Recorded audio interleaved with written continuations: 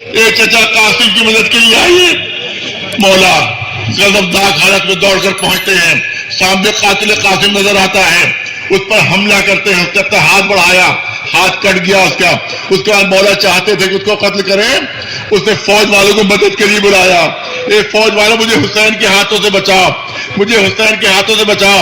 فوج بڑی مدد کرنے کے لیے قاتل قاسم کی، حسین بڑے اسے قتل کرنے کے لیے۔ اسی میں ایک عجیب سانحہ ہوا، ایک عجیب مصیبت آئی۔ روایت کہتی ہے کہ ادھر کے گھوڑے ادھر کے گھوڑے ادھر، درمیان چشم قاسم۔ جب بھی کوئی گھوڑا قریب آتا تھا قاسم آواز دیتے تھے، اے چچا مدد کے لیے آ جائیے، اے چچا مدد کے لیے آ جائیے۔ اب دو روایتیں اس میں، ایک منٹ لینا، دو روایتیں ہیں۔ ایک روایت تو یہ ہے کہ حسین قاسم کی لاش پر پہنچے تھے، اور جب لاش اٹھائی تو اس طرح سے لاش کچل چکی تھی دونوں کتابوں سے کہ حسین کے سینے سے سینہ ملا ہوا تھا، اور قاسم کے پیر زمین پر خط دیتے جا رہے تھے۔ اور دوسری روایت بھی ہے، تو خطبہ پڑھتے ہیں، وہ روایت اس طرح سے ہے کہ جب جناب امام حسین اس مقام پر پہنچے جہاں جناب قاسم کی شہادت ہوئی تھی، تو قاسم حسین کو نظر نہیں آیا، قاسم نظر نہیں آئے۔ حسین نے آواز دی، بیٹا قاسم کہاں ہو تم؟ اے قاسم آواز دو، کہاں؟ کوئی جواب نہیں آیا۔ پھر حسین نے آواز دی، بیٹا قاسم کہاں؟ کوئی جواب نہیں آیا۔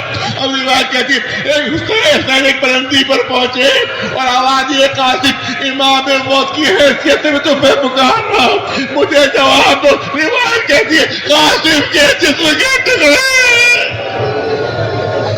فضا میں بدل ہوئے، اے چچا گھوڑوں کی ٹانگوں سے میرا جسم ٹکڑے ہو گیا۔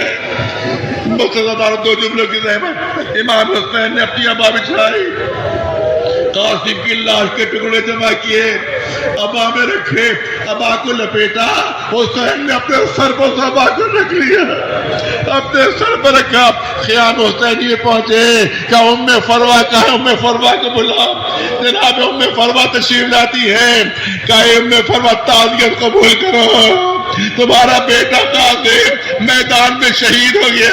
ام فروہ کہتی ہے، اے آقا میں نے اسی دن کے لیے اسے پالا تھا، میں نے اسی شہادت کے لیے اسے پالا تھا۔ مگر اس کے بعد ام فروہ نے عجیب جملے کہے، فرماتی ہے آقا اتنا بتا دیجئے کیا میرے بچے قاسم سے کوئی خطا ہو گئی تھی، کیا میرے بچے قاسم سے کوئی قصور ہو گیا تھا؟ امام فرماتے ہیں ام فروہ یہ جملے تم کیسے کہہ رہی ہو؟